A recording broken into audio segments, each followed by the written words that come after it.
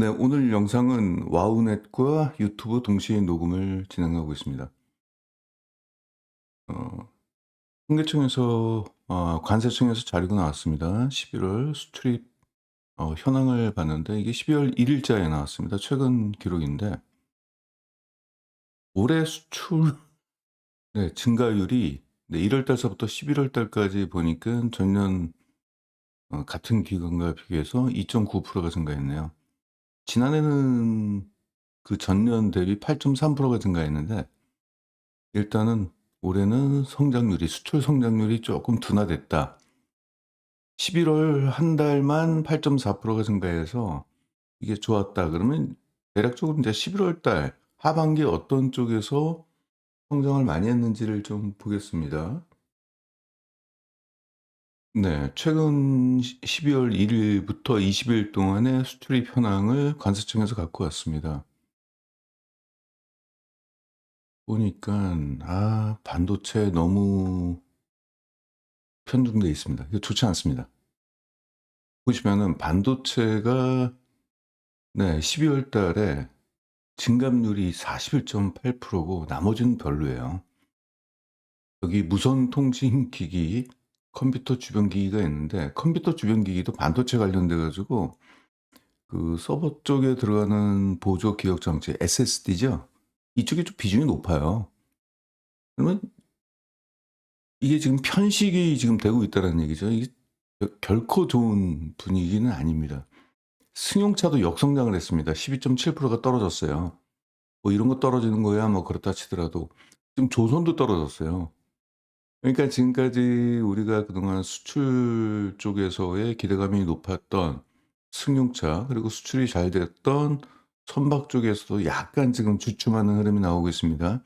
뭐 일시적인 현상일 수도 있겠는데 아무튼 이거는 뭐 좋은 시그널은 아닌 것 같고 반도체 쪽에서 지수 상승을 이끈다는 게 만약에 반도체 쪽에서 수출 증가율이 떨어지게 된다면은 어떻게 될까요?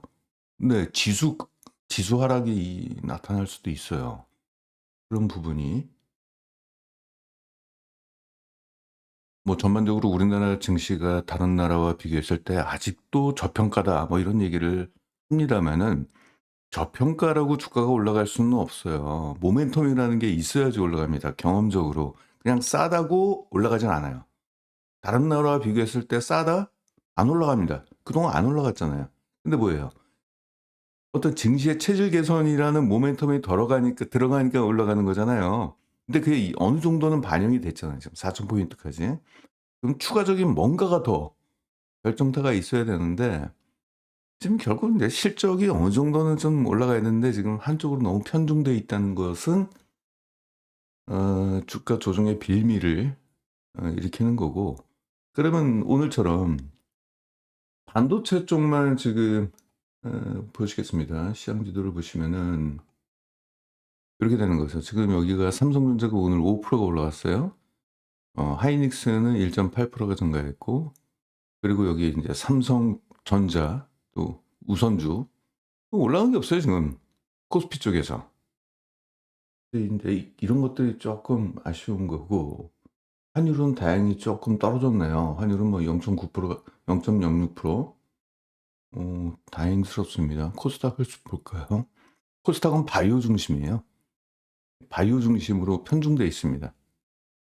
그러니까 인제 향후 미래에 인제 아직 실적은 적자지만은 미래에 인제 성장 기대감이 있는 쪽으로만 일단 돼 있고, 나머지는 지금 환율 이슈 그리고 약간 높아진 코스피 지수에 대한 어떤 감염 뭐 이런 것들이 일어난 것 같습니다.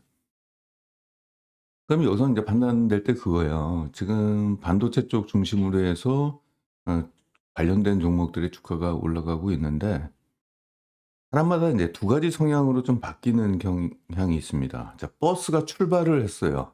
'내가 저 버스를 타야 돼.' 쫓아가 가지고 버스를 잡는 사람이 있고요.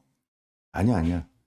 괜히 저거 쫓아갔다가 못 잡으면 리스크가 너무 커. 내 체력 내가 너무 방전이 될 것 같아서 다음 버스를 기다린다." 이 두 가지로 바뀝니다. 근데 이것은 보통 이게 뭐가 옳고 그른 문제는 아닌 것 같아요. 투자 성향 또 투자자의 어떤 상황별 '나 지금 당장 돈을 벌어야 돼. 좀 조급해. 급해.' 이러신 분들은 쫓아가서 달려가 가지고 단타를 치더라도 반도체 쪽에 달려가시는 분이 계실 거고, 반대로 그런 말 있지 않습니까? 삼성전자, 즉 반도체 주가가 오르면은 다른 종목은 소외가 돼서 주가가 오히려 떨어지는 경향을 많이 있잖아요. 어떤 수급이 한쪽으로 쏠리니까. 그럼 다음 버스를 기다리는 사람들은 이렇게 생각할 거예요. '그래. 삼성전자, 하이닉스 마음껏 올라라.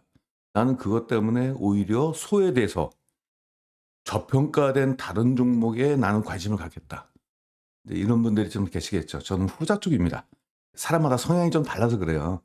저는 쫓아가 가지고 버스 놓치면요, 타격이 좀 커요. 그런 분들이 좀 있으실 거예요. 돈을 손실이 있었을 때 타격이 크신 분들. 그 그 그 끝까지 쫓아가서 잡아봤자 그 먹어봤자 얼마나 먹냐 이거죠.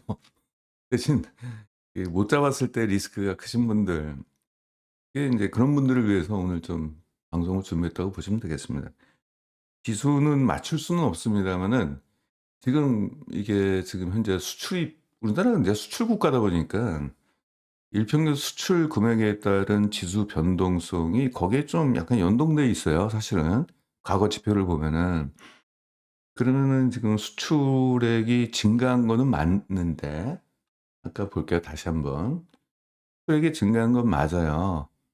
근데 인제 수출 증가세가 지난해와 비교했을 때는 좀 꺾였어요. 지난해는 8.3% 인데 지금 2.9%로 좀 꺾였고, 근데 그나마 상승한 것이 반도체에 너무 편중돼 있다라는 것은 그렇게 이렇게 달가운 게 아닙니다. 이제 고루고루 이렇게 성장했으면은 좋을 텐데 그런 것들이 아쉽고, 조선주도 약간은 지금은 좀 약간 좀 경계를 해야 될 지금 상황에 있습니다. 조선주 같은 경우는 영업이익률이 꺾일 때 조심하셔야 됩니다. 영업이익률이 꺾일 때 되면은 이게 기싸움이거든요.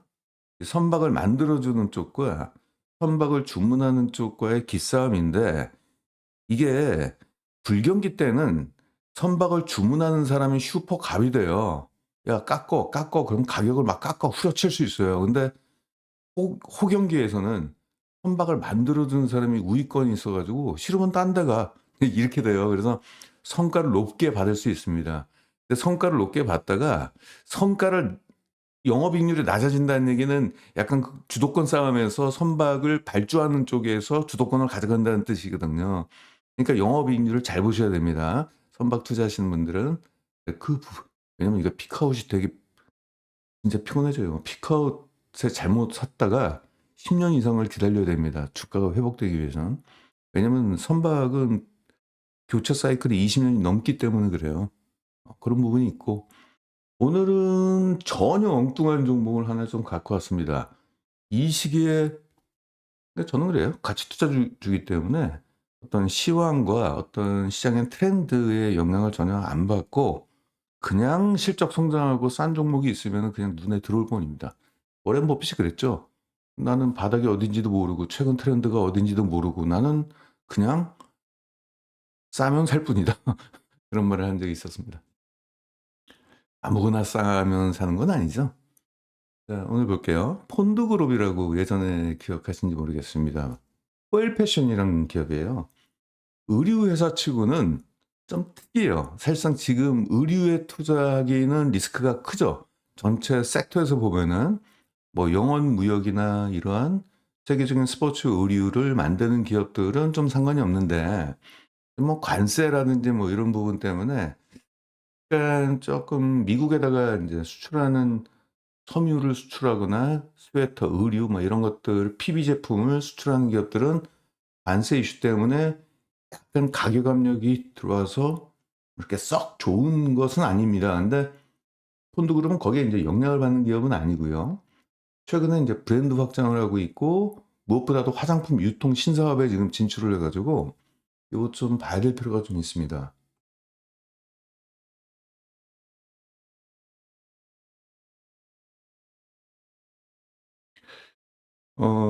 최근에 주가가 약간 좀 올라갔어요. 그래서 요건 주가가 좀 조정을 받으면은 관심을 가질 필요도 좀 있는 것 같고, 이 위치에서도 지금 싸요. 주가가 적정 주가까지 50%가 더 올라가야 돼 지금. 그래서 만약에 주가가 흔들린다, 떨어진다 그러면 여기서 좀 관심을 가져야 돼요.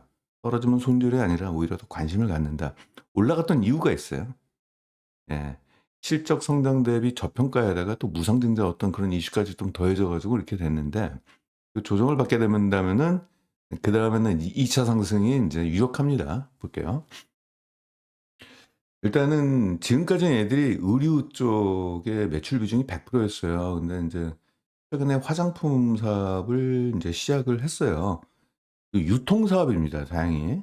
유통 사업을 지난해 인수를 했던 것이 올해, 작년 4 분기부터 반영이 됐고, 그리고 최근 10월 달에 이 K뷰티 종합 플랫폼 기업을 또 인수를 했는데 여기에 포함되지 않았습니다. 10월 달이기 때문에 지금 이거는 인제 3 분기까지의 인제 매출 비중을 갖고 온 거고, 이제 4 분기 더해지고 내년 더해지게 된다면은 화장품 매출 비중이 제법 좀 꽤 잡히겠죠. 그래서 전반적으로 의류 쪽에 편중된 사업이 인제 이원화되고 있다. 그래서 포트폴리오가 좀 좋아지고 있습니다. 뭐 같은 소비재 쪽이고요. 그리고 패션과 화장품은 약간의 결이 좀 비슷한 결이 좀 있는 것 같아요. 그리고 두 번째, 2024 년도에 뭔가 일을 저질렀어요. 얘네가 기업 인수를 했습니다. 그래서 브랜드 인수죠. 요것이 올해부터 본격적으로 실적이 반영이 돼요. 그래서 실적 성장할 수 있을 만큼의 뭔가 모멘텀을 좀 갖춰 놨어요. 그냥 기존 사업이 잘 된다는 얘기가 아니라 신규 브랜드와 신규 회사를 인수합병하고 막 인제 이랬습니다. 어. 자산 현안 쪽에선 특별한 건 없고, 네, 기업 인수하니까 일단 무형자산 영업권이 일단 증가를 하면서 무형자산 26% 차지하고 있고, 의류 쪽이기 때문에 재고를 꼭 봐야 돼요. 재고 자산 비중이 좀 높죠. 그리고 재고가 증가를 했습니다. 이것은 이건 그 같이 투자하시는 분들, 기업의 실적, 재고 자산 이쪽에 좀 민감하신 분들은 반드시 기억하셔야 돼요. 의류에서나 IT 제품을 에 대해서는 재고 자산을 반드시 어 보셔야 됩니다. 특히 재고 자산 회전율을 보셔야 되는데, 의류 쪽에서는 약간 착시 현상이 있어요. 4 분기가 성수기고 4 분기 의류는 비싸죠. 부피가 크니까. 그래서 3 분기에 재무제표에 잡힌 재고 자산은 평소 대비 좀 커요. 왜냐하면 그때 4 분기 팔아야 될 겨울철 의류가 입고가 되기 때문에. 그래서 재고 자산 회전율이 좀 떨어집니다, 평소 대비. 근데 그건 겨울철에 좀 재고 자산이 좀 커지니깐 인제 그런 착시 현상이 있기 때문에 요것 때문에 괜히 겁내 가지고 투자를 해야 될 종목에서 그럴 건 아니에요. 그래서 계절별로 회전율을 좀 보셔야 되겠고, 그래서 전년 동기 대비 재고 자산 회전율을 꼭 체크를 하셔야 됩니다. 전분기하고 비교하시면 안 돼요. 전분기는 여름 옷이고, 그래서 작년도 같은 3 분기와 비교했을 때 재고 자산 회전율이 별 차이가 있는지를 좀 보셔야 됩니다. 그래서 제 결론은 별 차이 없습니다. 괜찮습니다. 물건을 많이 팔기 위해서 입고를 많이 했다라고 보시면 되겠습니다. 얘는 좀 사업 모델이 좀 특이해요. 제가 이 기업을 좋아하는 게 리스크가 없어요. 자기 브랜드가 없어요. 자기 브랜드가 있으면은 안 팔리면 그거 어떡해요. 지금 우리나라 최고의 의류 회사인 지금 F&F 그 대표 브랜드가 디스커버리잖아요. 그 디스커버리가 10 년이 넘었잖아요. 브랜드의 진부화가 일어나고 있잖아요. 옷이 안 팔리고 있어요. 아무런 마케팅을 해도 안 팔려요 이제. 브랜드의 식상함 때문에. 그런 문제가 좀 있어요. 그래서 그렇게 된다면 브랜드를 또 새롭게 런칭하고 그러면은 비용과 리스크가 굉장히 커지는데, 펀드그룹은 그런 식으로 자체 브랜드를 가지고 하는 게 아니라 해외에 있는 유명 브랜드의 라이센스만 사 와요. 그래서 허락을 받는 거죠, 그쪽 가 가지고. 그래서 그 해외 유명 브랜드와 그 제품이 겹치지 않는 뭐 추리닝이 됐든 뭐 속옷이 됐든 이런 것들을 자체 제조를 하고 물건이 팔릴 때마다 그쪽에다가 라이센스 비용을 주는 겁니다. 한 5% 정도 주더라고요, 보니까 계산해 보니까. 퓨마 있죠. 퓨마 브랜드를 사 가지고 빤스를 만들어요. 아디다스도 빤스 만들고 이게 언더웨어가 많아요. 언더웨어가 많은 이유 같은 경우는 디자인에 대한 변경이 없어요. 그 남자 빤스 디자인이 뭐 거기서 거기 아닙니까? 그러니까 보니까 택갈이 하는 것 같아요, 택갈이. 그러니까 그 동일한 그 디자인을 만들어 놓고선 어떤 팬티에다가는 퓨마 붙이고 어떤 팬티에다가 아디다스 붙이고 그 똑같은 팬티에다가 이 얘기는 뭐냐면 재고 관리가 굉장히 유용하다는 얘기입니다. 재고 관리. 그리고 디자인에 대해서 이렇게 트렌드 변화가 크지가 않잖아요. 추리닝 같은 거, 속옷 같은 거는 디자인 변화가 거의 없잖아요. 그리고 애들 최근에 인제 겨울옷 같은 거 입고 한 거 보니까 디자인이 굉장히 다 베이직해요. 내가 볼 땐 이거 올해 안 팔려도 내년도에 팔 것 같은데요, 똑같이. 이 브랜드 보니까 인제 캘빈 클라인이 인제 언더웨어 쪽에서 굉장히 많이 팔렸다라고 합니다. 그리고 휴고보스 이것도 예 언더웨어 또 있어요. 휴고보스는 좀 유명한 브랜드잖아요. 그리고 여러 가지 몽벨 같은 경우는 등산 브랜드이기 때문에 얘네들 같은 건 패딩 같은 거 많이 팔리겠죠. 파파는 스포츠웨어. 근데 밀레도 등산 브랜드이기 때문에 네 그렇고요. 또 하나 있던 베네통 스포츠도 들어왔네요. 예 DKNY 언더웨어 많이 팔렸습니다. 골프웨어도 시작됐고요. 그래서 여러 의류를 좀 가져와요. 그래서 이 브랜드 숫자가 많아지면 많아질수록 그 브랜드의 약간 선호도가 높은 신규 회원들이 많이 붙어요. 그 의류회사 홈페이지를 한번 가 보도록 하겠습니다.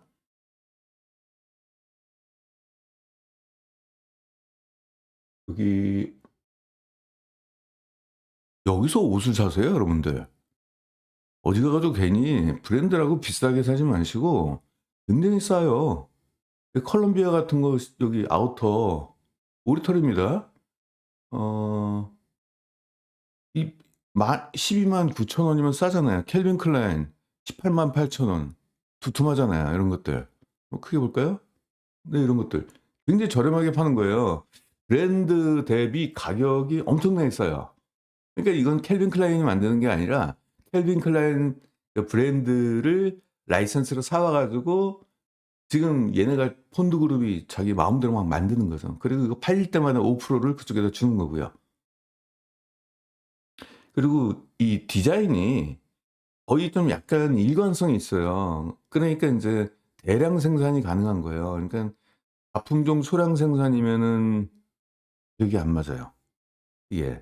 대신 소품종 대량 생산을 합니다. 그래서 동일한 모델을 대량으로 만들어 내고 그 모델에 여러 그 소비자들이 선호하는 브랜드를 갖다 붙이는 거죠. 그러기 때문에 인제 대량 생산에 따른 규모의 경제를 실현할 수 있다라는 거고 재고 관리도 좀 용이하다. 여성 쪽 보겠습니다. 옷들이 다 노멀하죠? 언더웨어를 좀 볼게요. 이 디자인이 바뀔 게 없잖아요. 그러니까 이게 대량 생산이 가능하다라는 얘기잖아요. 남자 팬티를 보면은 다 이런 거잖아요. 이런 거. 이런 스타일 있잖아요. 이런 스타일. 여기 밴드 있고 똑같아요. 여기다가 마크만 퓨마라고 붙일지 아디다스라고 붙일지 요것만 선택하면 되는 거예요. 그러니까 이게 대량 생산이 가능하고 그리고 재고도 2월 재고 같은 것도 그냥 다음 해에 팔아도 별 문제 없을 것 같아요. 할인 좀 붙여 가지고. 다른 그 캐주얼 쪽이나 그런 패션 브랜드 같은 경우는 올해 만든 제품이 올해 안 팔리면은 그다음으로 2월 제품으로 갔을 때 그 재고 할인율이 굉장히 커요. 70%막 땡처리죠 사실은. 근데 얘는 거기까지는 아닌 것 같아요. 올해 만든 제품이 안 팔리더라도 할인율을 적용하더라도 그 정도까지는 아닌 것 같아요. 한 20% 선에서 왔다 갔다 하는 것 같습니다.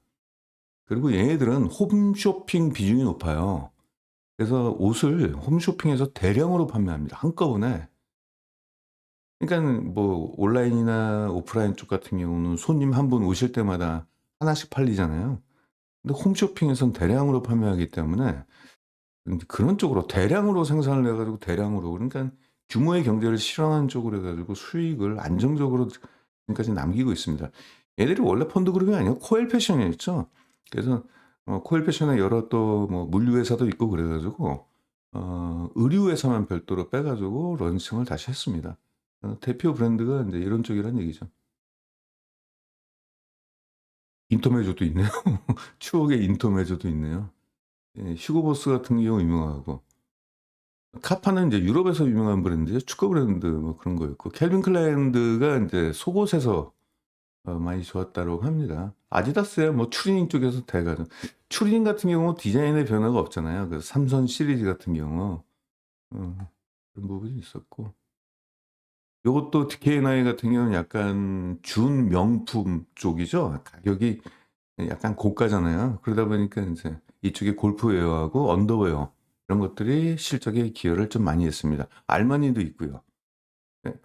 예. 그 조르주 알마니가 아니라 엠포 엠포 알마니. 예.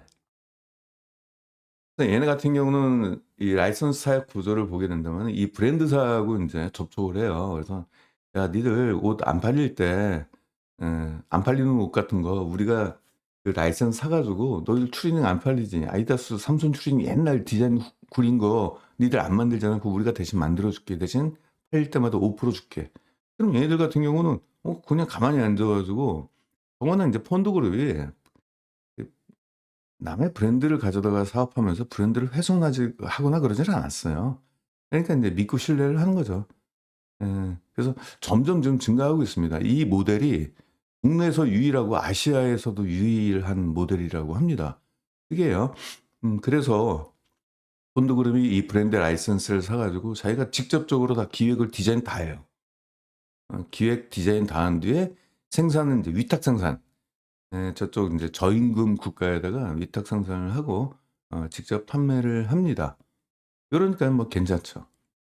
그래서 홈쇼핑과 이커머스 오프라인 매장 중심으로 해서 인제 판매를 하는데, 가격을 굉장히 저렴하게 판매를 하니까, 다시 말씀드리겠지만은 다품종 소량 생산이면은 리스크가 커요. 근데 소품종 대량 생산을 통해서 대량으로 판매를 좀 하고, 디자인 같은 경우도 약간 베이직한 스타일로 트렌디하지 않고, 그런 거 같은 경우는 재고가 있다 하더라도 결국은 이제 팔리게 되거든요.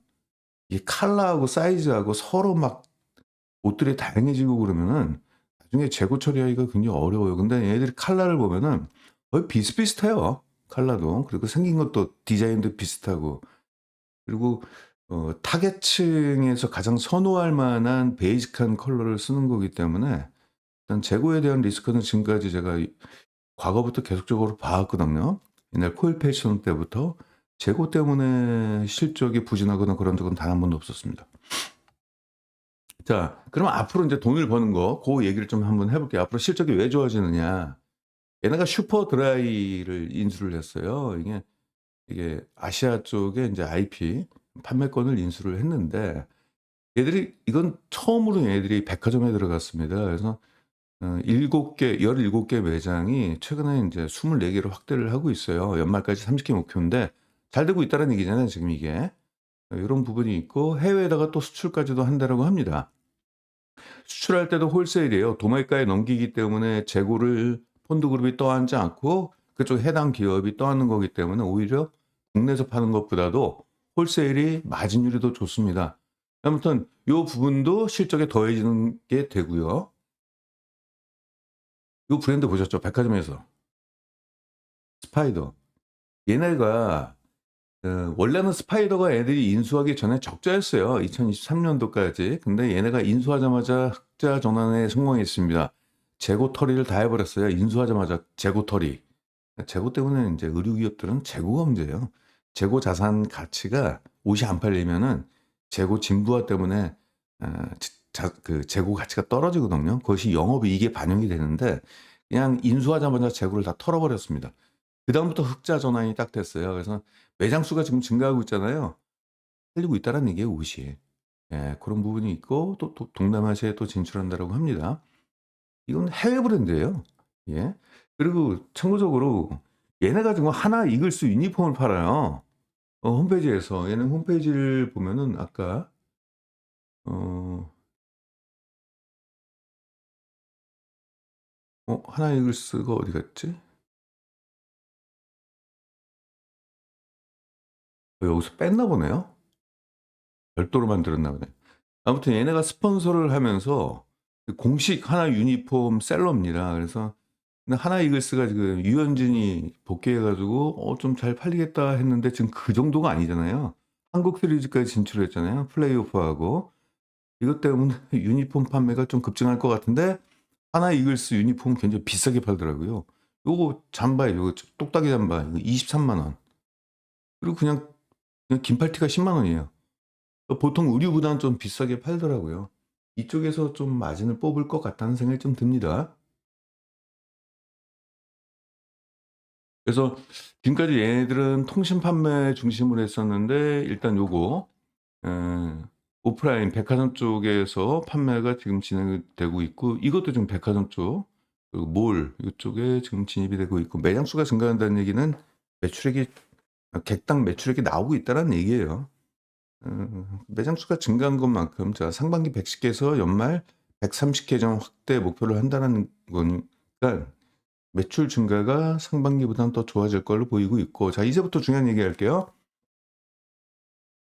어 이제 화장품 쪽 사업을 좀 진행을 했는데 화장품 브랜드를 런칭한 게 아니라 그 유통회사 모스트를 인수를 했습니다. 이 모스트는 코스알엑스 지금 인디 브랜드 중에서 가장 잘 나갔던 브랜드가 이제 코스알엑스죠. 조선미녀 지금 현대형으로 잘 나가고 있죠. 요런 쪽으로 30여 개의 K-뷰티를 전 세계 코스트코에 유통하는 사업입니다. 코스트코는 오프라인 쪽에서는 세계적이잖아요. 그리고 코스트코를 제가 좀 공부를 해 봤는데 얘네들은 일단은 뭐 올려놓고선 팔리면 그런가 보다라고 하는 게 아니라 팔릴 물건만 진열해 놓습니다. 코스트코는 제품이 다양하지가 않아요. 월마트처럼. 의도적으로 다양하게 안 하고 핵심 제품만 팔아요. 대신 좀 저렴하게 팝니다. 그러니까 거기에 올려놓으면 확실하게 매출은 좀 나오는 것 같아요. 그래서 이 모스트가 코가 어떻게 코스트코에 어떻게 들어갔어요. 운 좋게. 들어가기 되게 어렵습니다. 그런 거 옛날에 그걸 언제 알았냐면은 코스트코에 들어가기가 언제 알았냐면은 그 CJ 제일제당이 비비고 만두 그거 가지고 코스트코에 들어갔는데 코스트코가 웬 듣보잡이 왔어? 그래 가지고 그냥 무시를 했나 봐요. 그래서 안 되겠다 싶어 가지고 CJ 제일제당이 미국에 있는 최고의 냉동 식품 유통회사를 인수해 가지고 코스트코에 들어갔잖아요. 자체 브랜드로는 그 명함도 못 내미니까. 근데 어떻게 여기에 들어갔습니다. 아마 K뷰티가 명성이 있으니까 좀 들어갔던 것 같아요. 그래서 여기에 좀 안정적으로 인제 실적이 나올 것 같아요. 지금 이게 북미 지역만 일단 들어갔고요. 이 코스트코 인제 글로벌이라는 기업이 있어요. 그 상위인데 북미뿐만 아니라 인제 남미 그다음부터 인제 다른 지역으로 영역을 좀 확대하고 있습니다. 그래서 매장 수가 점점 이제 증가하는 흐름이 나올 것 같아요. 모스트 그동안 인수하기 전에 실적 보니까 2023 년도와 2024 년도의 매출액은 거의 3배 차이죠. 영업이익률 올라가는 거 보십시오. 그리고 올해 지금 상반기까지 조사를 했는데 영업이익률이 31%나 되고 있습니다. 얘네가 2024 년도 4분기에 인수를 했어요. 실적이 반영되기 시작했어요. 그래서 올해 이렇게 성장하는 실적이 지금 펀드그룹에 이제 잡히고 있다 이렇게 보시면 되겠습니다. 그런 부분이 있고요. 그리고 또 하나 있다면은 또 K뷰티 쪽에 10월 달에 또 하나 인수를 했어요. 올 그레이스라는. 이것도 인제 플랫폼 유통 쪽입니다. 유통. 그냥 얘들이 인제 자체 브랜드 쪽보다는 자체 브랜드 같은 경우는 경쟁이 너무 치열하기 때문에 브랜드 경쟁이 치열하잖아요.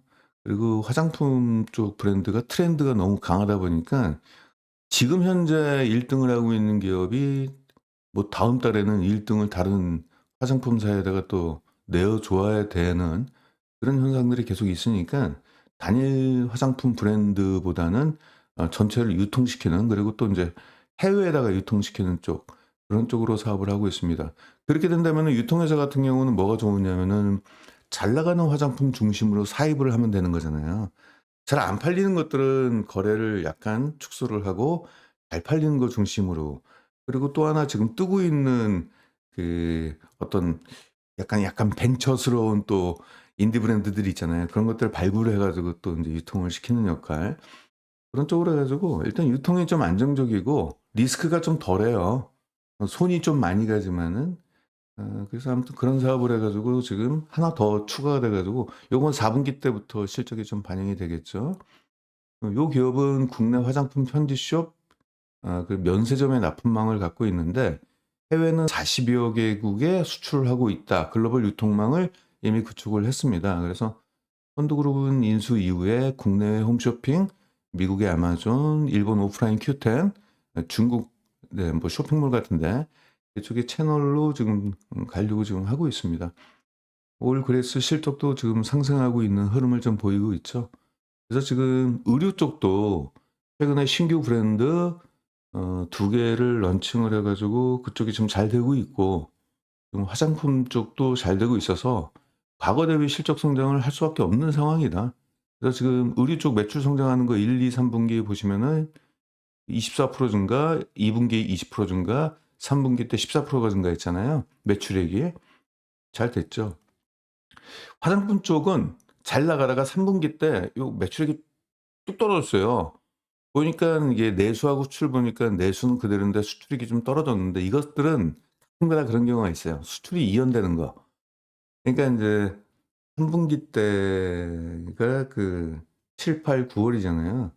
그 9월 달에 넘겨야 되는데 9월 말에 넘겼어야 될 것이 어떻게 뭐 하루 이틀 뭐 일 주일 차이로 4분기로 실적이 이연되는 경우가 좀 있습니다. 그래서 4분기로 이연된 것 같습니다. 특별한 문제는 없을 것 같아요. 유통기업이기 때문에 괜찮아요. 요런 것들. 그러면 인제 3분기 때 덜 나왔으니까 4분기 때 좀 많이 나오겠죠. 자 인제 이런 부분이고 요 부분을 셀로 한번 더 보도록 할게요. 그다음에 없죠. 네 3분기까지 누적 보겠습니다. 매출액은 34% 증가하고 영업이익은 40%가 증가했어요. 지난해 동기와 비교했을 때 3분기 누적. 일단 2025 년도 농사 참 잘했죠. 그쵸. EPS는 72%가 좀 증가를 했습니다. 순이익도 좋고요. 자 그럼 여기서 인제 요걸 좀 볼게요. 엑셀로 좀 보겠습니다. 4분기 때 전망이 아까 화장품 쪽에서 3분기 때 안 나왔던 그 화장품 실적이 4분기 때 인제 이연되는 것도 있지만 화장품 매출액은 아직 크지 않으니까 이게 중요한 게 아니라 4분기 때 기대가 되는 게 지금 올 겨울이 유난히 좀 추운 날씨가 좀 빨리 왔어요. 그리고 지금 방송을 하고 있는 지금 금요일 오후에 한파 체감 온도가 서울에 영하 18도라고 할 정도로 지금 그게 12월 달이잖아요. 그러니깐 작년도까지는 엘니뇨 현상이 한 4-5년 동안 지속되면서 좀 온화한 겨울 날씨가 있었는데 올해는 그 저쪽에 그 지중해 쪽에 이렇게 지중해란다. 그 어디 적도 부근에 바닷물 온도를 이렇게 체크를 해요. 그래서 온도가 평년 대비 좀 낮아지면은 라니냐 현상 약간 어 선선한 날씨, 겨울엔 또 추운 날씨, 엘니뇨 현상이면 좀 더운 날씨 쪽으로 가는데 약간 지금 중립이래요. 이건 엘니뇨도 아니고 라니냐도 아니고 그 중간이다. 그러니까 제가 볼 때 과도기적인 것 같아요. 더운 엘니뇨에서 추운 라니냐로 넘어가는 예 중간에서의 약간 과도기적 날씨가 올해 좀 이어지는 것 같아요. 그래서 결론적으로 보게 된다면은 작년보다는 날씨가 좀 추운 날씨가 좀 이르게 좀 찾아왔어요. 그동안 날씨가 따뜻했기 때문에 사람들이 옛날에 긴팔 패딩 중심으로 해서 옷을 입고 있다가 올해부터는 좀 옷을 좀 바꿔 입지 않나요? 요즘은 쇼 패딩이 유행이죠. 결국은 인제 겨울옷이 좀 많이 팔릴 것 같아요, 올 겨울은. 왜냐면 엘니뇨에서 라니냐로 넘어가는 거기 때문에 그동안 묵혀 놨던 겨울옷을 다시 꺼내 입기도 쪼끔 이제 패션에서 약간 이 옛날 옷처럼 좀 돼 버리니까 옷이 좀 진부화돼 버렸잖아요. 그런 것도 있고 모처럼 추운 겨울이 있으니까 옷장만 새롭게 하려고 하시는 분들은 4분기 성수기 때 그러니까 4분기 성수기 매출 규모가 굉장히 크잖아요. 그래서 올해 4분기는 되게 좋게 나올 것 같아요. 일단 업계 추정치인데 매출액이 4분기 때 지난해 성수기와 비교했을 때 매출액이 55% 오르고 영업이익은 68%가 증가할 걸로 그렇게 전망을 하고 있습니다. 그만큼 인제 비싼 옷 헤비 아우터라고 보통 그러죠. 헤비 아우터의 판매량이 증가하면은 그만큼 인제 매출과 영업이익이 좋아지고 또 화장품 매출까지 더해졌잖아요. 하나 이글스의 그 한국 시리즈 진출은 뭐 덤이고요. 그렇게 봤을 때 올해 지금 3분기 누적으로 지금 영업이익률 12% 정도 기록하고 있는데 4분기가 되면은 뭐 그 정도까지는 계속적으로 이어질 것 같아요. 그래서 영업이익은 전년 대비 약 50% 정도는 증가할 것 같아요. 굉장히 크게 성장을 하죠. EPS는 한 이런 흐름이 나올 것 같습니다. 3 분기 누적으로 여기까지 나왔고 4 분기 성수기 더해지면은 요 정도는 나올 것 같아요. EPS 주당 순이익은 전년 대비 한 60% 정도를 기대하고 있습니다. 연평균 30%의 성장을 또 기대하고 있고요. 신규 의류 브랜드 런칭 뭐 이런 것들 때문에 그렇습니다. 그러면 지금 2025 년도 추정되는 PR이 지금 가격이 지금 9,860원 맞죠? 30원이네요. 9,830원. 그러면 인제 이거를 올해와 올해 실적에 대한 올해 목표가 그리고 내년도 목표가를 한번 설정하도록 하겠습니다. 일단 당장 올해 PR이 7.8 밖에 안 돼요. 7.8 이면은 좀 많이 낮아요. 예. 10을 줘도 될 것 같아요. 10을 줘도 될 것 같아요. 그러면 지금 올해 실적에 대한 목표가는 한 12,500원 정도? 한 28% 20% 이상의 주가 상승 여력이 지금 현재 존재한다. 지금 만약에 지금 차트를 보게 될 때 요게 약간 조정을 만약에 받게 된다면요. 급하게 올라갔으니까 조정을 받을 수가 있잖아요. 그랬을 때 관심을 갖게 된다면은 기대 수익률은 쪼끔 더 높아질 것 같아요. 목표 PR도 낮게 잡았기 때문에 지금 현재 PR이 12예요. 12.6. 그리고 지난해 가장 높았던 게 11.8. 10 정도 주면은 적당한 것 같아요. 적당한 거. 그래서 올해 그렇고 내년도도 화장품 유통과 또 인제 내년도부터는 라니냐 현상 때문에 날씨가 추운 날씨가 좀 계속적으로 이어질 것 같습니다. 그리고 또 지금 옷들도 새롭게 런칭한 옷들도 잘 되고 있는 걸 가정하게 된다면은 내년도 기대 수익률은 15,000원, 지금 12,500원, 내년도 15,500원 이렇게 돼 있고 배당 수익률도 괜찮고요. 그랬을 때 좀 안전한 그쪽이 되지 않을까 싶습니다. 새롭게 런칭한 것들이 잘 되고 있으니까 제가 인제 이 종목을 갖고 있는 이유가 사실상 감성 코퍼레이션이 탑픽이었죠. 삼성 코퍼레이션이 이제 중국 진출 이슈가 남아 있어 가지고 주가가 좀 오른 상황에서 좀 박스권에서 왔다 갔다 하는데 좀 많이 떨어지길 기대했는데 왜냐면 팔았거든요, 여기서. 그래서 저희는 인제 여기서 팔았어요. 그래서 적정 주가에 도달하니까 팔았고 그다음에 좀 떨어지면은 그다음에 인제 중국 진출이 있습니다. 그래서 그거 기대하고 있는데 안 떨어지니까 대안책으로 일단은 펀드그룹이 그 두 번째 가장 괜찮은 거예요. 펀드그룹 괜찮고요. 의류 자파 쪽으로 보시게 된다면은 일단 이제 소비재 쪽에서는 의류 자파 쪽에서는 신발을 얘기하는 건데 제가 생각할 땐 의류 쪽에선 지금 현재로서는 삼성 코퍼레이션이 일단 밸류에이션 측면에서는 적정 주가에 어느 정도 도달해 있고 중국 진출 성공 여하에 따라서 더 주가가 올라갈 수 있는데 의류 쪽에서 가장 기대가 되는 건 지금 현재 폰드그룹. 두 번째 신발. 신발은 제일 안 좋을 때 사야죠. 화성 엔터프라이즈. 예. 너무 많이 떨어졌어요.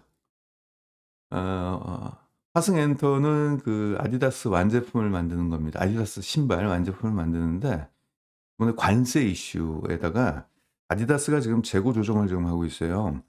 아디다스가 과거에 인제 코로나 이후에 재고 때문에 한번 엄청나게 뒤인 적이 있었거든요. 그때 코로나 터지고 나서 이제는 일상으로 만약에 회복이 된다 그러면 사람들이 운동화를 많이 신을 줄 알았는데 중국 애들이 중국 시장이 좀 안 좋아지다 보니까 중국에서 아디다스 신발이 안 팔렸어요. 전체 그 기억으로는 중국 쪽에서 아디다스 신발의 한 20% 정도를 사 줬어야 되는데 안 사 주니까 역대 최고의 재고를 떠안게 됐습니다. 그때 그 재고 한번 당해 놓고 고생을 많이 했어요. 근데 지금 내년도 월드컵이 있잖아요. 월드컵을 앞두고 지금 재고 조정에 지금 들어갔습니다. 그래서 주문을 안 하는 거예요, 지금. 근데 제가 볼 때는 내년도 상반기 월드컵을 앞두고 그 뭐 재고 재주문이 일어날 것 같아요. 근데 주가가 너무 많이 떨어졌어요. 이렇게까지 떨어질 이유가 없거든요. 지금 뭐 여기까지 떨어졌어요, 여기까지. 상장 이래 가장 낮은 주가입니다. 그래서 지금은 내년도 상반기 정도 되면은 화성엔터를 사게 된다면은 뭐 최소한 못 먹어도 50%는 먹을 것 같아요. 그래서 요거는 내년도 인제 기대주가 되는 거고 왜냐면은 내년도 아디다스가 과연 주문을 많이 할까에 대한 그 우려가 있을 수 있잖아요. 그리고 운동화에 운동화에 대한 OEM, ODM 기업들이 뭐 화승만 있는 건 아니지만은 가장 큰 흐름이 뭐냐면 아주 큰 흐름을 보셔야 돼요. 아디다스하고 나이키가 원래는 화장품 ODM의 주력 국가가 대만이었어요. 대만이 나이키 신발도 제일 많이 납품을 하고 아디다스도 제일 많이 납품을 했는데 약간 그런 거 있잖아요. 지리적 리스크라는 거. 아마 중국과 대만의 어떤 그런 부분에 있어서 그냥 그쪽에 좀 리스크를 좀 생각하는 것 같아요. 그래서 나이키도 그렇지만 아디다스도 국내 업체 쪽으로 비중을 늘리고 있어요. 이건 제가 직접 확인을 했습니다. 늘리고 있는, 특히 이제 나이키 같은 건 이제 백산을 보고 좀 많이 좀 파악이 됐고요. 화승도 마찬가지입니다. 가장 그 핵심 제품 있죠. 핵심 제품 쪽으로 아디다스가 화승 쪽으로 옮겼어요. 옮겼다가 지난해 1분기까지 그러고 있다가 갑자기 재고 관리 때문에 일단은 주문을 좀 줄였어요. 그것 때문에 이제 떨어졌고, 또 관세 이슈가 좀 있잖아요. 얘네 공장이 이제 동남아 쪽에 있다 보니까 동남아 쪽의 관세 그런 것들 때문에 마진 축소가 일어나겠죠. 마진 관세에 따른 리스크는 내년도 3분기부터는 다 완화가 되는 거나 마찬가지죠. 이미 관세를 때려 맞았기 때문에 관세에 따른 영업이익 부진이 일어날 거예요. 그 영업이익 부진에 대한 악재는 내년도 3분기부터는 모두 풀리는 거나 마찬가지가 되기 때문에 내년도 상반기에 사면 될 것 같아요. 화승은 보시고, 폰드그룹 같은 경우는 지금 올해부터 사셔가지고 내년도 폰드그룹 사셔가지고 수익 낸 뒤에 화승을 사시면 될 것 같아요. 폰드그룹. 목표가 다시 말씀드릴게요. 1차 목표가 12,800원이면은 저 들어볼까요? 12,800원이 1차 목표가가 되겠습니다. 그리고 내년 정도 되면은 제가 볼 땐 더 올라갈 것 같아요. 실적이. 화장품 유통이나 이런 쪽, 또 신규 런칭한 브랜드들, 그것 때문에 그다음부터는 뭐 15,000원 저 지붕 뚫고 올라가겠네요. 그런 식으로 좀 보면 될 것 같습니다. 네, 오늘 영상이 여러분들한테 좀 도움이 되셨으면 좋겠습니다. 그래서 저는 그래요. 반도체 좋다, 뭐가 좋다, 이렇게 쫓아가면서 잡는 것보다도 다음 버스 오는 걸 기다리는 게 좀 좋을 것 같고, 그 다음 버스라는 게 뭐냐면은 수급의 흐름이라는 게 있잖아요. 수급이 한쪽으로만 계속 가지는 않거든요. 어느 정도 적당하게 가가 오르면은 이제 차익 매물이 나오고, 그다음에는 이제 다음 투자처를 찾게 돼요. 그러면은 실적 좋고 싼 종목 쪽으로 일단은 수급의 흐름이 이게 되는 것은 뭐 당연한 거니까요. 오늘 방송이 있습니다. 오늘 회원 방송이 정회원 방송이 있습니다. 저녁 9시에 진행을 하고요. 일단 뭐 못 보시는 분들 녹화 방송 있으니까 녹화로 보시면 되겠습니다. 리포터는 한 25페이지 정도 제가 작성을 했고 그것도 올리고 영상도 올립니다. 이 기업은 글로벌 2위 소재 기업이에요. 근데 사실상 1등 기업이나 마찬가지예요. 글로벌 1등 기업은 그 라이센스로만 돈을 버는 기업이고 실제적으로는 얘들이 1등이라고 보시면 되겠습니다. 그 글로벌 시장에서 고마진 소재 채택률 증가가 계속적으로 일어나고 있습니다. 그게 뭐냐면 이제 IT 제품인데 IT 제품이 기능이 많이 들어가다 보니까 배터리를 많이 써요. 근데 중요한 건 배터리를 많이 쓸 뿐만 아니라 방열이 되게 심해요. 뜨거워져요. 뜨거워지다 보니까 이 소재의 변화가 좀 일어나고 있는데 그 소재가 굉장히 비싼 거예요. 그래서 지금 이게 그 고급 고마진 소재의 채택률이 점점 증가를 하고 있는데 이건 어쩔 수가 없어요. AI다 뭐다 자꾸 첨단 기능이 붙으면서 그 부품들이 전력 소비가 너무 많아지는 거예요. 그러면 열도 많이 나고 전력 소비도 많이 나고 그러니까 인제 얘네 그 소재 같은 경우는 전력 소비가 좀 저전력 그리고 저전력이기 때문에 열도 좀 떨어지고 그런 쪽으로 지금 채택이 이미 증가하고 있는 것이 확인이 됐습니다. 그래서 역대 최대 실적을 올해 경신하고 내년도도 경신하고 내후년도도 경신해요. 왜냐하면 이게 지금 빅사이클이거든요. 빅사이클이에요. 근데 제가 인제 이런 식으로 여러분들 꼬시기 싫어 가지고 누구는 슈퍼 사이클이라고 그러고 뭐 빅사이클 얘기하고 있는데 그냥 저는 그냥 실적이 2028년도까지는 좋아질 것이다. 한 요 정도까지만 얘기하겠습니다. 그걸 가지고 인제 증권가는 빅사이클이다라고 얘기를 하는데 요것만 가지고는 조금 아쉽죠. 요것만 가지고는 제가 이렇게 호들갑을 떨지 않죠. 얘네가 어떤 기업을 하나 인수를 했는데 매출액이 40%가 더해지는 기업이에요. 예, M&A를 했어요. 근데 이 기업을 아니 어떻게 이렇게 헐값으로 사왔는지 모르겠어요. 굉장히 싸게 사왔는데 이 기여도가 굉장히 커요. 매출액과 영업이익 기여도가 35%예요. 근데 그 실적이 지금부터 추가가 됐습니다. 그래서 그럼 뭐 지금 3분기 실적이 엄청나게 지금 좋아졌고 4분기 실적은 지금까지 얘네가 상장한 지 10년이 됐는데 분기 실적 역대 최대 실적이 4분기 때 나오게 될 거예요. 그 M&A 때문에. 그리고 주가는요 안 올랐어요. 그래서 10년 동안 가장 저평가예요. 상장한 지 10년 됐거든요. 10년 동안은 가장 저평가예요. 그러니까 실적은 고성장하는데 주가는 반대로 가장 저평가란 이런 기업을 만나기가 좀 어렵죠. 이게 바로 종목 발굴이에요. 이게 왜 이런 일이 일어나느냐? 수급이 한쪽으로 편중되니까 이 꼴 나는 거예요. 그러니까 삼성전자가 전 그래요. 삼성전자나 반도체 쪽 그쪽이 호황기를 이뤄 가지고 주가가 오르면은 꼭 이런 기업들이 많이 나와요. 이런 기업들이. 그랬을 때 반대로 이렇게 생각합니다. 역발상이라고 삼성전자 주가가 올라갈 때 종목 발굴을 하면은 기가 막힌 종목을 발굴할 수 있습니다. 시장의 관심이 다 그쪽으로 가 있기 때문에. 지금 그 FN가이드에서 증권사 리포트 보십시오. 다 반도체 얘기만 하고 있어요. 다 반도체. 이미 주가는 다 올라갔는데. 삼성전자 한번 주가 보도록 하겠습니다. 삼성전자. 오늘 5%나 올라갔잖아요. 근데 이러고 있으니까 수급이 이쪽으로 다 몰린 거죠. 연기금까지도 몰리고 그러니까 시장의 관심이. 개인들은 지금 이거 살까 말까 살까 말까 쫓아갈까 지금 이 고민하고 있잖아요. 그런 종목은 다 안 보고 있고. 네, 이런 것들 때문에 그렇습니다. 이럴 때 역발상으로 그러니까 제 말이 다 맞다는 얘기는 아니고 사람의 성향과 그런 것들이 있잖아요. 급하신 분들은 쫓아가서 매수를 하시는 분들이 있겠지만은 약간 좀 여유가 있으신 분들 같은 경우는 아이 뭐 굳이 이걸 쫓아가 뭐 아직 안 오르고 싼 종목을 발굴해서 그거 들고 있으면 되겠지. 시간은 걸리겠죠. 다음 버스가 올 때까지 시간은 좀 걸리겠지만은 남는 게 시간인데요, 뭐.